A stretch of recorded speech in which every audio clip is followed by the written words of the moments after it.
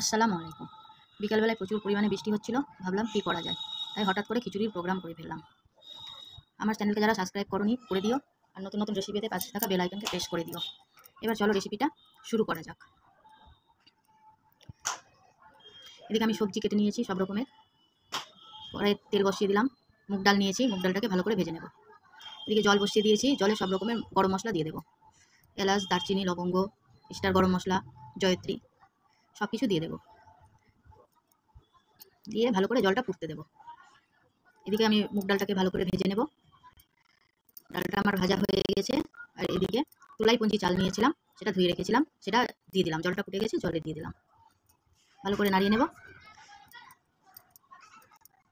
আর এদিকে আমি কড়াইয়ে তেল দিয়ে দিয়েছি, যেগুলো সবজি নিয়েছিলাম সেগুলো ভেজে নেব। তোমরা তোমাদের ইচ্ছা মতো সবজি নিয়ে নেবে। আমি আলু, গাজর, বিনস এগুলোই নিয়েছি। লবণ দিয়ে দেবো পরিমাণ মতো, আর হলুদ দিয়ে দেবো। দিয়ে ভালো করে মিক্সড করে নেব। ঢাকা দিয়ে রেখে দেবো কিছুক্ষণের জন্য। সবজিটা সিদ্ধ হয়ে গেছে, আমি একটা টমেটো দিয়ে দিলাম। টমেটোটাকে ভালোভাবে নাড়িয়ে নিতে হবে, আবারও কিছুক্ষণের জন্য ঢাকা দিয়ে দেবো। এদিকে একটা মশলা রেডি করবো। আদা রসুন পেস্ট 2 চামচ, জিরে ধনে গুঁড়ো, লবণ, হলুদ। সবজিতে আগে লবণ দিয়েছি, তাই লবণটা বুঝে দিতে হবে। এদিকে সবজিটা আমার হয়ে গেছে, ভাজা হয়ে গেছে। আমি খিচুড়ির মধ্যে দিয়ে দেবো, দিয়ে ভালো করে মিক্সড করে নেব।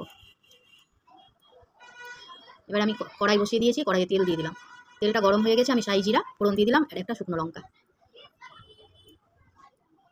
এবার একটু নাড়িয়ে মশলাটা দিয়ে দিলাম, যে মশলাটা আমি রেডি করে রেখেছিলাম সেটা দিয়ে দিলাম। দিয়ে ভালো করে মিক্স করে ব্রাউন করে ভেজে নিতে হবে। আর কাশ্মীরি লাল লঙ্কা গুঁড়ো দিয়ে দিলাম।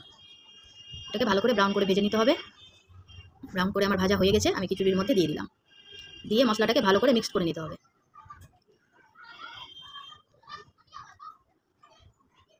এবার আমি 4টা কাঁচা লঙ্কা দিয়ে দেবো, দিয়ে সামান্য 2-1 মিনিটের জন্য ঢাকা দিয়ে রেখে দেবো। রেসিপিটা আমার হয়ে গেছে। তোমাদের রেসিপিটা ভালো লাগলে লাইক, কমেন্ট, শেয়ার করো। আর নতুন নতুন রেসিপি পেতে পাশে থাকা